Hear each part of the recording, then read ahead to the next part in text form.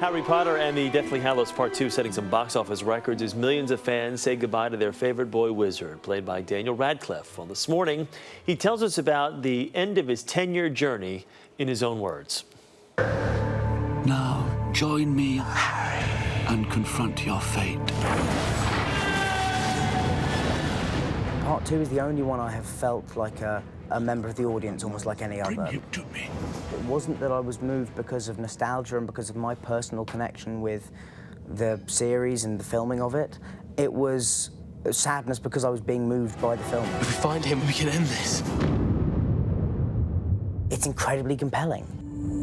You want to know the truth of it all. Harry Potter. You know, that's what's so good about J.K. Rowling's writing. No characters were sacred. I think that's what made it so good. Let's finish this the way we started. Together! I was quite keen for Harry to die, I think. I couldn't see another way of the series ending, but of course that's why I don't write them, and she does, because she's a lot more imaginative than I am. You're a wizard, Harry. I'm a what? I don't plan to look at the first film or the second film, or the third, fourth, fifth, or sixth, or 7 Part 1 probably. I probably won't watch any of the other ones until maybe I have kids. Then I can sit them down and start the whole thing again with them. When originally my parents were approached and talked to about me playing the part, and they thought it was going to be in LA and it was going to be for like 6 years, so they said, no, this is far too big a disruption to his life, he's not going to do that.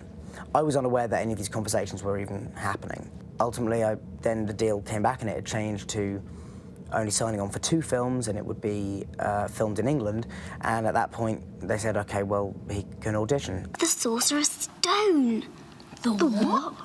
Oh, honestly, don't you two read? Cut. Great work, guys. I don't regard myself as having grown up on camera. I mean, I regard myself as having grown up on sets and then at home. I still did all my embarrassing teenage moments behind closed doors, thankfully. So, you know, the world wasn't privy to them, luckily. The bond between Rupert and Emma and myself is pretty unique because nobody else in the world knows quite what it's like to go through all of this from a young age and go through this mad, surreal, wonderful world for 10 years. We've grown up on set together. I mean, Rupert and I just laugh all the time together, and Emma and I, we're quite a good foil for each other, so we would have some kind of great debate on set, and you know, she's a smart cookie, so like I have my work cut out for me.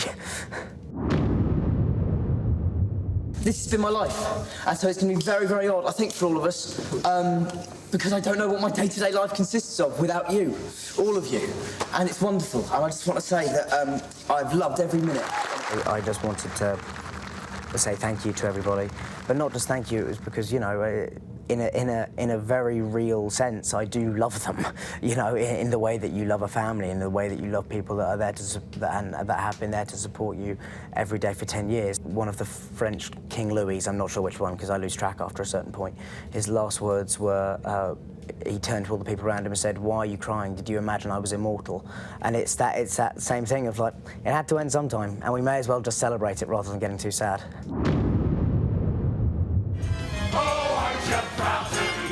I'm on Broadway at the moment, singing and dancing.